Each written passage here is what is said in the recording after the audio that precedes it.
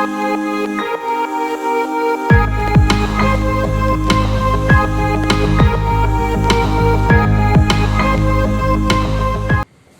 વિદ્યાર્થી મિત્રો, Saraswati group of education દ્વારા ચાલતા આ ઈ લર્નિંગ પ્રોગ્રામમાં હું બ્રિજેશ સાકળેચા ફરી એકવાર આપ સૌનું હાર્દિક સ્વાગત કરું છું. આપણે ધોરણ 11 ની અંદર ફિઝિક્સની અંદર ચેપ્ટર નંબર 8 નો અભ્યાસ કરતા હતા, ગુરુત્વાકર્ષણ, કે જેમાં આપણે સ્વાધ્યાયના દાખલાઓ ગણતા હતા, કે જેમાં આપણે લાસ્ટ અત્યાર સુધીની અંદર 11 દાખલાઓ ગણેલા છે સ્વાધ્યાયના. ચાલો જોઈએ આજથી આપણે 12મો દાખલો. તો આપણને એક્ઝામ્પલ નંબર 8.12 જેમાં પણ એવું કીધેલું છે કે પૃથ્વી પરથી કોઈ રોકેટ સૂર્ય તરફ છોડવામાં આવે છે. પૃથ્વી પરથી કોઈ રોકેટ સૂર્ય તરફ છોડવામાં આવે છે તો કે પૃથ્વીના કેન્દ્રથી કેટલા અંતરે રોકેટ પરનું ગુરુત્વીય બળ શૂન્ય થશે. એટલે કે પૃથ્વી દ્વારા લાગતું બળ અને સૂર્ય દ્વારા લાગતું ગુરુત્વાકર્ષણ બળ બંનેનું મૂલ્ય શૂન્ય થાય. કયા એવા પોઈન્ટે આપણે એ ડિસ્ટન્સ કહેવાનું છે. આઈ થિંક યસ, બરોબર. સૂર્યનું આપણે દળ આપી દીધું, પૃથ્વીનું દળ આપી દીધેલું છે, અને બીજા ગ્રહો વગેરેની અસરને આપણે કેવી રીતે અવગણવાની હતી. તો અહીંયા આપણે કંઈક આકૃતિ દોરીએ તો આવી રીતે કંઈક થશે મારા ખ્યાલ મુજબ, કે આ આપણું છે SUN સન, અને અહીંયા હશે આપણી પૃથ્વી નાની નાજુકડી.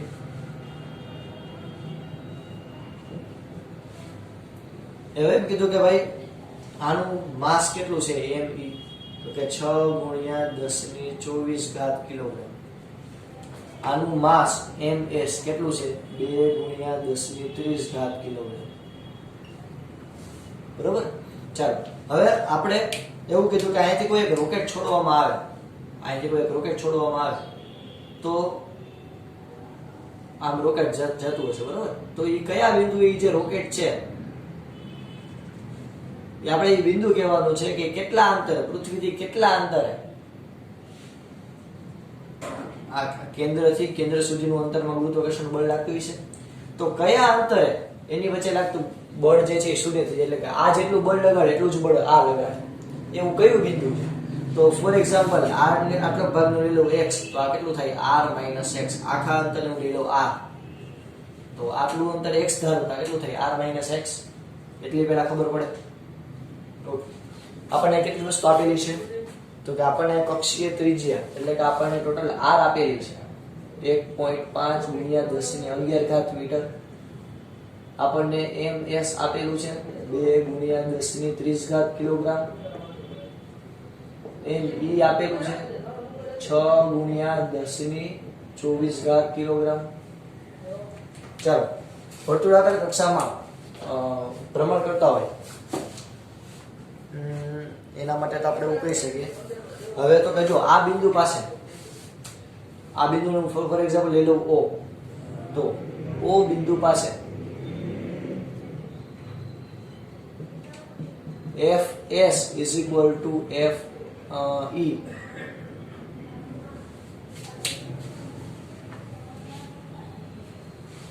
એવું થશે,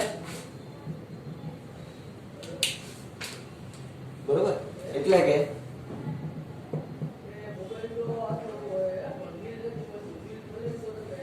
આયા સુધીનું અંતર કેટલું હતું r - x. અહીંયા કેટલું થશે GMEM/x. રકમમાં કઈ ભૂલ મને નથી લાગતી, બરોબર. GME/r² થાય. ચાલો આ G અને M બંને કેન્સલ, એટલે શું વધ્યું MS/r - x² બરાબર ME/x², બરાબર. ચાલો ગુણોત્તર લઈ લઈએ આપણે બેનો ફટાફટ. તો શું થશે, આનું આમ જવા દો તો MS/ME = r - x/x². કિંમત મૂકીએ. આની કિંમત કેટલી છે 2 × 10⁻30 બરાબર r - x/x.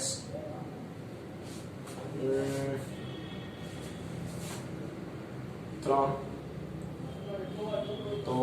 આનો ગુણોત્તર 10⁻6 બરાબર r - x/x.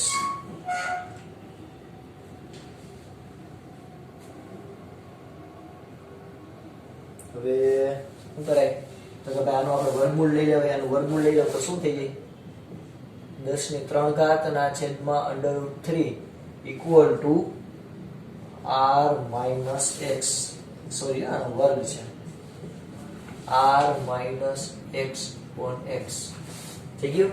ચાલો હવે આ x નું આમ જવા દો તો શું થઈ જાય 1000x બરાબર √3r માઇનસ √3x. આ x ને આમ જવા દો, આપણે તો r જોતું કે x જોતું, ના આપણે જોતું છે x બરાબર. તો 3x ને આપણે ઉગણીએ તોય ચાલે. આનું આમ લઈ લો તો શું થઈ જાય 1000 પ્લસ √3x બરાબર √3r. તો 1000 ની સાપેક્ષે √3 એટલે √3 એટલે 1.73. તો 1000 અને 1.73, તો 1000 ની સાપેક્ષે 1.73 ને ઉગણો તો શું થશે 1000x બરાબર √3r. ખોટું ન પડે આવી રીતે કરો તો પણ આ તો જસ્ટ આપણે લઈ લીધું કે √3x ને અવગણતા. આની રકમ કેવી છે બહુ નાની, અને રાખીને કરો તો પણ કઈ ખોટું ન પડે.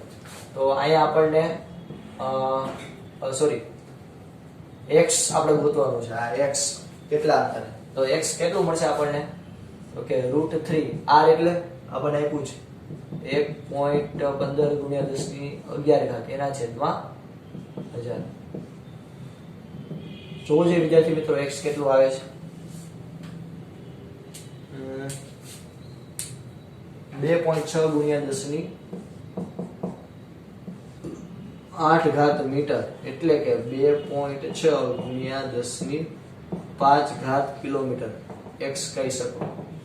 એટલે કે પૃથ્વીથી આટલા અંતરે કોઈ પદાર્થ હશે, એના ઉપર લાગતું ગુરુત્વાકર્ષણ બળ હશે કેટલું હશે, એના દ્વારા લાગતું ગુરુત્વાકર્ષણ બળ પૃથ્વી દ્વારા અને સૂર્ય દ્વારા બંને દ્વારા લાગતું ગુરુત્વાકર્ષણ બળ સરખું હશે. ચાલો ફટાફટ તમારા બુકની અંદર આ લખી લો.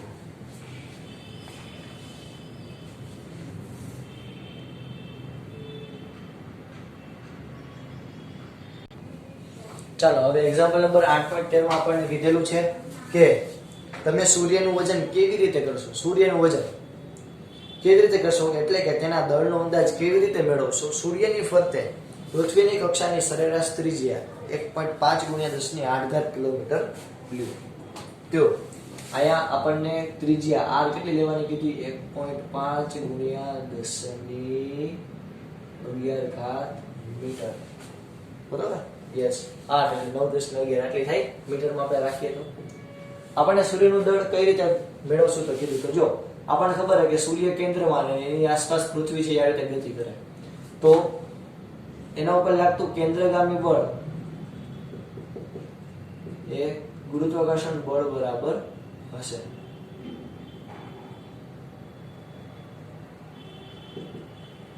આપણે જોયું કોઈ પણ વર્તુળાકાર કક્ષામાં આવી રીતે ભ્રમણ કરતો હોય એના માટે તમે શું લગાડી શકો તો કે ભાઈ કેન્દ્રગામી બળ બરાબર ગુરુત્વાકર્ષણ બળ. પછી ઉપગ્રહ હોય તો પણ ભલે, કે આ ગ્રહની વાત હોય તો પણ ભલે, કે કોઈ સ્ટારની વાત હોય તો પણ ભલે, આ ગમે ત્યાં લગાડી શકે. આપણે આ ચેપ્ટરમાં તમે જોવો તો અલ્ટિમેટલી આ સિદ્ધાંત ઉપર જ આપણે કેટલા બધા એક્ઝામ્પલ કરીએ. તો આપણે અહીંયા કહી શકીએ કે સૂર્ય પૃથ્વી પર લાગતું કેન્દ્રગામી બળ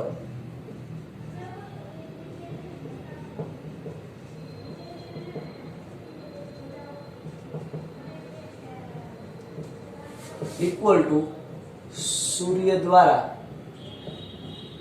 પૃથ્વી પર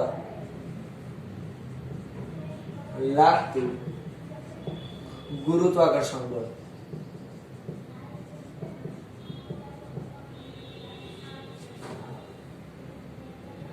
આપણે વધારે આમ લખી નાખી સૂર્ય અને પૃથ્વી દ્વારા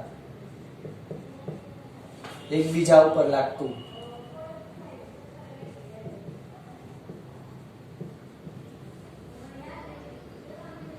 એકબીજા પર ગુરુત્વાકર્ષણ બળ. હવે હું શું લખી શકું સ્મોલ m v²/r બરાબર capital G m s m/r². તો શું થશે આ m ઉડી જાય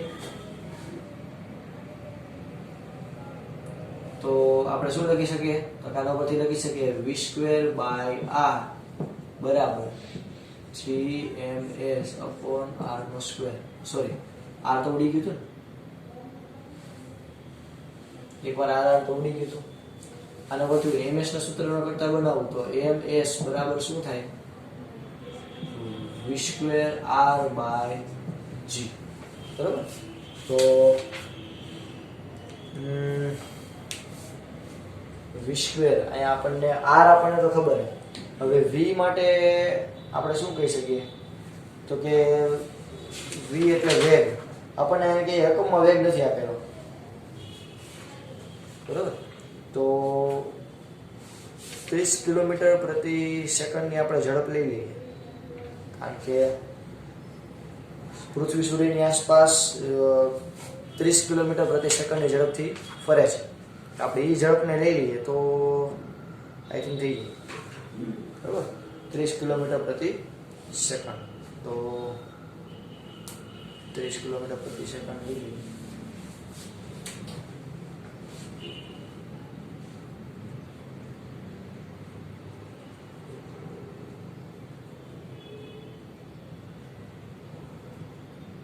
પૃથ્વીની સૂર્યની આસપાસ ભ્રમણ કરવાની ઝડપ કેટલી છે ખબર છોકરો? 30 કિલોમીટર પર સેકન્ડ. એટલે કે હું આમે દર્શાવી શકું કે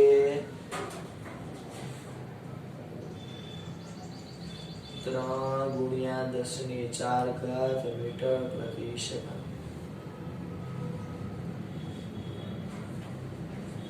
તો અહીંયા હું લખું એની કિંમત મૂકું તો શું થાય? ms બરાબર 3 × 10⁴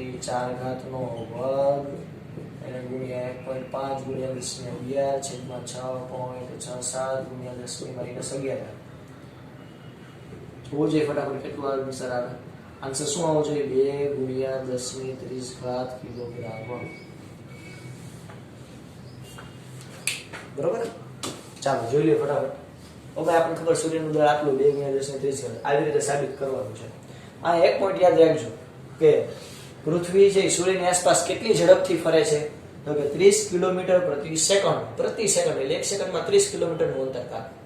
એટલી સ્પીડથી પૃથ્વી સૂર્યની આસપાસ ફરે છે. એ ઝડપ આપણે અહીંયા ધ્યાનમાં લેવાની આવશે. ચાલો ફટાફટ તમારા બુકની અંદર આ લખી લો.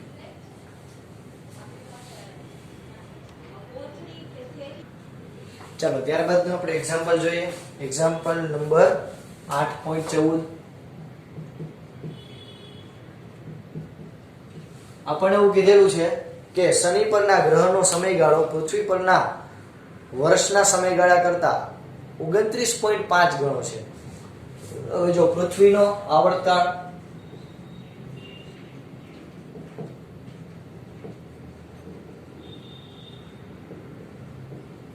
ઇક્વલ ટુ 1 વર્ષ. હવે તો કે ભાઈ શનિ ગ્રહનો આવર્તકાળ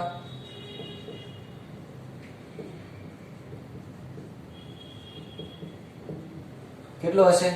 તો કે ભાઈ 29.5 વર્ષ. એટલે કે આટલા વર્ષમાં પોતાનું એક ચક્ર પૂરું કરશે. આપણને બીજું કીધું છે સૂર્ય પૃથ્વી સૂર્યથી 1.5 × 10⁸ કિલોમીટર અંતરે હોય. એટલે કે અહીંયા આપણને RE આપેલું છે કે સૂર્ય અને પૃથ્વી વચ્ચેનું અંતર.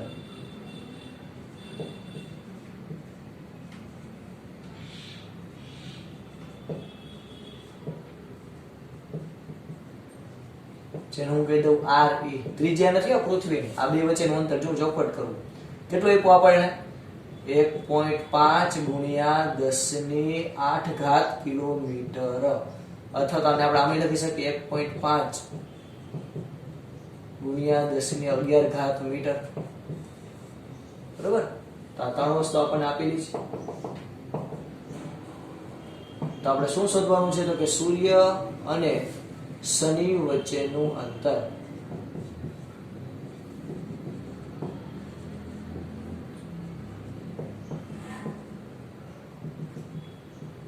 કૌંસમાં RT નહીં RT નહીં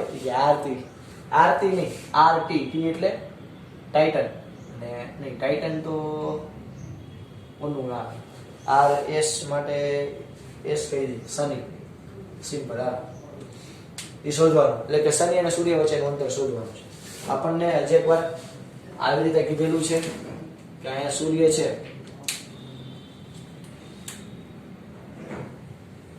આ પૃથ્વી, અને અહીંયા કોઈ આવેલો છે શનિ ગ્રહ.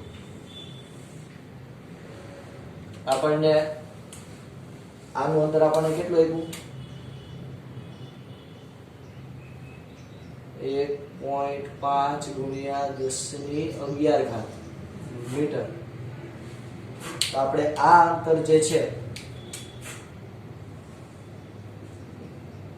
RS ઈ શોધવાનું છે.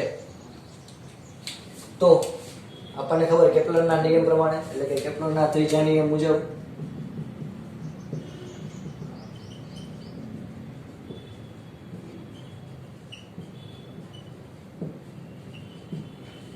t² ચલે છે, r નો ક્યુબ આપણને ખબર છે, આનો પરથી આપણે લખી શકીએ t e નો સ્ક્વેર એના છેદમાં ts નો square is equal to r e નો ક્યુબ એના છેદમાં rs નો ક્યુબ.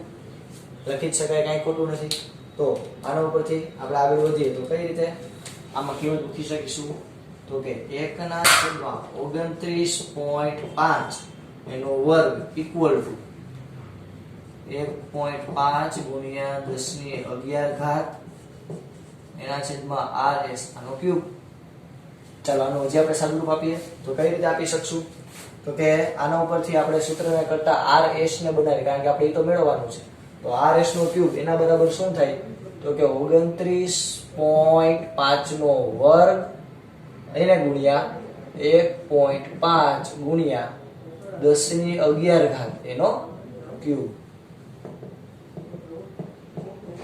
તો rs નો ક્યુબ આ જોવો તો કેટલું મૂલ્ય આવે? 29.5 નો સ્ક્વેર કરો અને આ 1.5 નો ક્યુબ કરો. આઈ થિંક આન્સર આવતો હશે 2.947 ગુણ્યા 10⁻27 કિલોમીટર. ચાલો આનું ઘનમૂળ કાઢો જોઈએ તો તમને rs નું મૂલ્ય મળશે 1.43 ગુણ્યા 10⁻12 મીટર.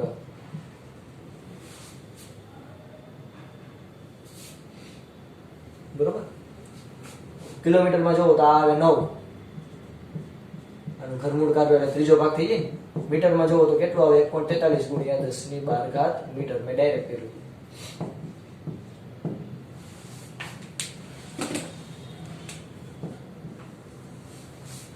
તો સૂર્યથી શનિ ગ્રહનું અંતર આટલું હશે, કિલોમીટરમાં જોવો તો આટલું હશે. ચાલો ફટાફટ તમારા બુકની અંદર આ લખી લો.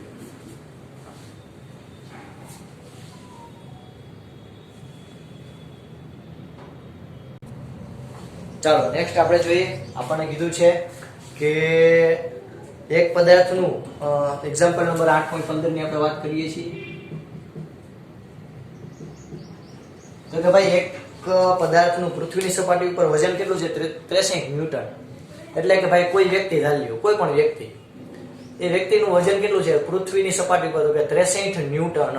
વજનનો એકમ ન્યૂટન છે, કિલોગ્રામ નહીં. કિલોગ્રામ દળનો એકમ છે, બરોબર? ઘણાને વજન અને દળમાં ખબર નથી હોતી.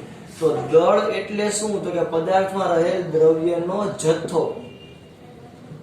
જેમ કે મારું વજન ફોર એક્ઝામ્પલ 55 કિલો હોય, તેનો મતલબ એવું કે એને ભાગ્યા 10 કરું એટલે મને મારું ટોટલ દળ મળે. એટલે કે મારો જે લોહી છે, સ્નાયુ છે, એની જે દ્રવ્યનો જથ્થો રહેલો છે એ મારો 5.5 કિલોનો થાય એપ્રોક્સિમેટલી, સરળતાથી ગણતરી કરીએ તો, બરોબર? જ્યારે વજન એટલે શું? તો કે વજન એટલે માજી. માજી એટલે શું? તો કે ભાઈ કોઈ પણ સપાટી પર નીચેની બાજુ બળ લાગ્યા, માની લો પૃથ્વીની સપાટી આ કોઈ વ્યક્તિ ઊભો છે, તેને નીચેની બાજુ બળ લાગે છે, એને કહેવાય વજન બળ, એને કહેવાય માજી. હવે એટલે કે વજન બળ જે છે, વજન બળ કેના ઉપર આધાર રાખશે? તો કે આ જી ઉપર આધાર રાખશે. જેમ જી બદલશે, ગુરુત્વ પ્રવેગ બદલશે, તો પદાર્થનું વજન પણ બદલી જશે. એટલે કે પૃથ્વી પર તમે કોઈ પદાર્થ હોય એનું તમે વજન માપો, તેનું વજન ફોર એક્ઝામ્પલ આપણને રકમમાં કીધું 63 ન્યૂટન આવતું હોય, તો પૃથ્વીથી ઉપર જાવ તેનું વજન અલગ થઈ જાય. ચંદ્ર ગ્રહ ઉપર જાવ તેનું વજન છઠ્ઠા ભાગનું થઈ જાય. ગુરુ ગ્રહ ઉપર જાવ તેનું વજન વધી જાય. તો વજન વધે. હવે તમે વિચાર કરો કે હું અહીંયાથી, તમે તમારી જાતને ધારી લો, તમે અહીંયાથી ચંદ્ર ઉપર જાઓ તો કઈ એવું નથી કે તમારું લોહી છે અડધું લોહી તમે અહીંયા મૂકીને જાઓ, અડધું લોહી ત્યાં હાલશે. આપણી અંદર જે સ્નાયુઓ લોહી હોય એ તો અહીંયા એટલા હોય, ત્યાં પણ એટલા જ હોય. અને કદાચ આપણે ગુરુ ગ્રહ ઉપર જઈએ તો ત્યાં પણ એટલા હોય. તો આપણો જે અંદર રહેલો છે દ્રવ્યનો જથ્થો છે, અંદર જે લોચો છે માસનો, એ બદલે નહીં, પણ વજન બદલે. કારણ કે વજન કેના ઉપર આધારિત છે? ગુરુત્વ પ્રયોગ ઉપર. પદાર્થની અંદર રહેલો દ્રવ્યનો જથ્થો બદલે નહીં. આપણી આંખ આવડી તો આવડી જ રહી, આંખની આવડી નાની ન થઈ જાય. હવે ખબર પડે દળ અને વજન વચ્ચેનો ફેર.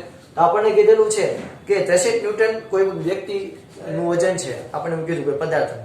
પૃથ્વીની ત્રિજ્યા કરતા અડધી ઊંચાઈ, એટલે કે આપણને ખબર પૃથ્વીની ત્રિજ્યા, આપણે આમ ધારીએ પૃથ્વીની ત્રિજ્યા કેટલી છે? RE, તો કે ભાઈ 6400 કિલોમીટર. તો એના કરતા અડધી ઊંચાઈ, પૃથ્વીની ત્રિજ્યા કરતા અડધી ઊંચાઈ હું કોઈને લઈ જાઉં, આ h, આને અડધા કરું તો કેટલા થશે? 3200 કિલોમીટર. અથવા તો તમે આને એમ પણ કહી શકો RE/2, RE/2, બરોબર? આમ પણ તમે કહી શકો RE/2 જેટલું અંતર 3200 કિલોમીટર. તો એટલા અંતરે તમે લઈ જાઓ તો ત્યારે એના વજનમાં શું ફેરફાર થાય છે આપણે કહેવાનું છે. તો આ પૃથ્વીથી આપણે ઊંચાઈ ઉપર જવાનું કીધું. તો પૃથ્વીથી h જેટલા ઊંચાઈ ગુરુત્વ પ્રવેગનું મૂલ્ય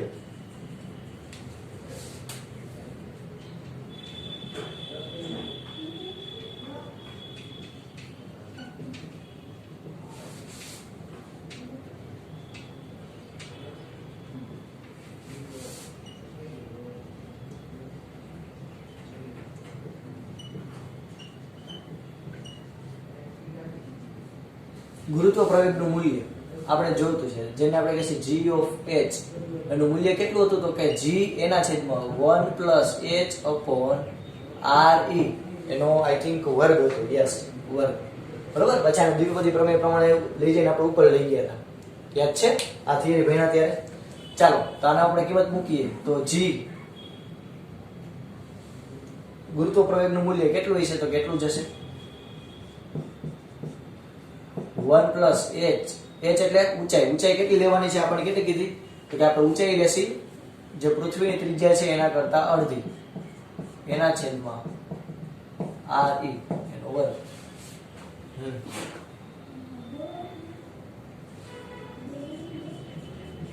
g of h એના છેદમાં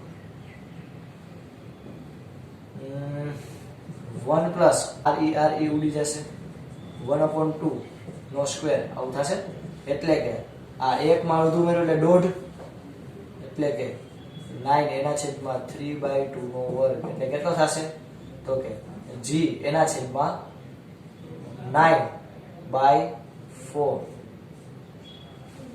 આને ઉપર જવા દો તો g of h કેટલો થશે? તો કે g 4 × g એના છેદમાં 9. આ 49 નથી, 4 ગુણ્યા g એવું તો આમ લખી નાખો, એને ગુણ્યા એના છેદમાં 9. તો આપણને આટલું, તો ગુરુત્વ પ્રવેગનું મૂલ્ય ઊંચાઈ ઉપર આટલું થઈ જશે. આ પણ મળી ગયું. ચાલો હવે આપણને ખબર હોય વજન બળ એટલે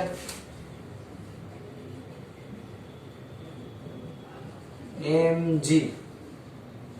પૃથ્વીની ઊંચાઈ ઉપર વજન બળનું મૂલ્ય કેટલું છે? mg × h. એટલે કે mg × h નહીં પણ mg of h, એટલે કે ઊંચાઈ ઉપર રહેલું ગુરુત્વ પ્રવેગનું મૂલ્ય. એટલે આપણે લખી m ગુણ્યા g of h. આપણને શું મળ્યું? તો કે 4 ગુણ્યા g એના છેદમાં 9. તો m × g યાદ કરો. જો આપણને 63 ન્યૂટન વજન આપેલું, તો વજન આપણને 63 ન્યૂટન આપ્યું એટલે શું થાય? માજી થાય. તો માજી બરાબર શું લખી શકું? 63 લખી શકું. તો અહીંયા હું કિંમત મૂકું તો શું થશે?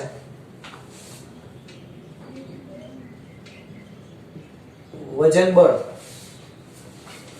4 ગુણ્યા mg એના છેદમાં 9. આમ લખી શકું? આ કાંઈ નથી, આ ગુણાકારમાં ખાલી mg ભેગા થઈ ગયા. mg બરાબર આપણને વજન કેટલું આપ્યું પૃથ્વીની સપાટી ઉપર 63, તો 4 ગુણ્યા 63 ના છેદમાં 9, તો વજન બળ કેટલું થઈ જશે? 7 9 63, 28 ન્યૂટન. એટલે કે પૃથ્વીની ત્રિજ્યા કરતા અડધી ઊંચાઈએ તમે જાઓ ને તો કોઈ 63 ન્યૂટન વજન વાળો કોઈ વ્યક્તિ હોય તેનું વજન 28 ન્યૂટન થઈ જાય. યાદ રાખજો, વજન બદલે દળ બદલતું નથી. ઓકે, ચાલો ફટાફટ તમારા બુકની અંદર આ લખી દો.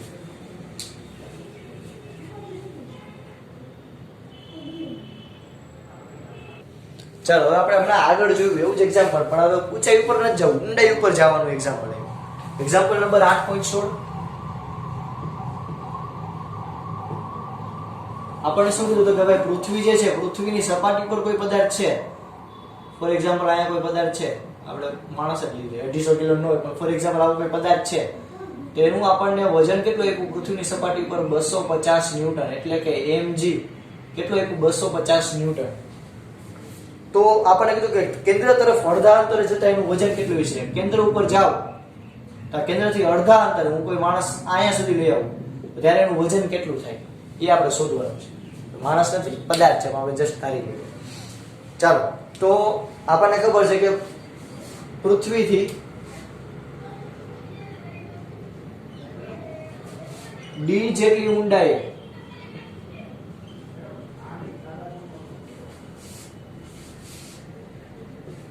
પદાર્થનો ગુરુત્વ પ્રવેગ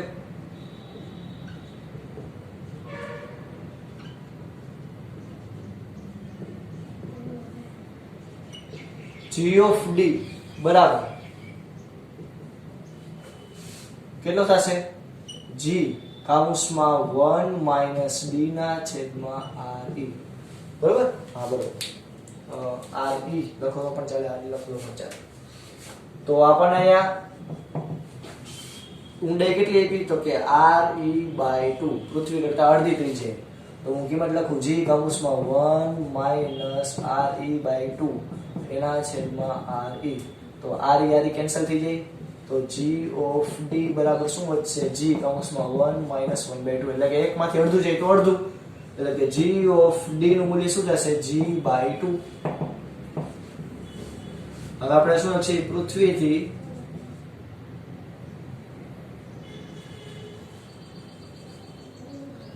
d જેટલી ઊંડાઈએ રહેલા પદાર્થનું વજન W બરાબર mg × d, એટલે કે d ઊંડાઈએ રહેલો ગુરુત્વ પ્રવેગ, તો m ગુણ્યા g/2.